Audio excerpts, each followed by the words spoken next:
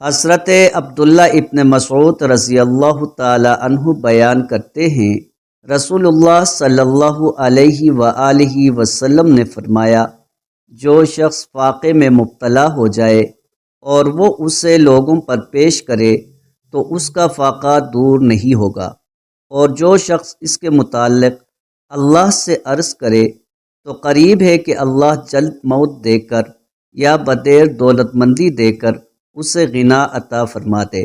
مشکوٰۃ المصابیح حدیث نمبر 1852۔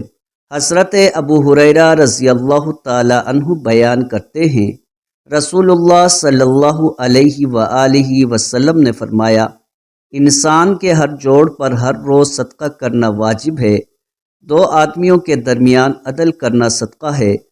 آدمی کی اس کی سواری کے بارے میں مدد کرنا، وہ اسے سوار پر بٹھائے یا اس کا سامان اس پر رکھوائے، یہ بھی صدقہ ہے۔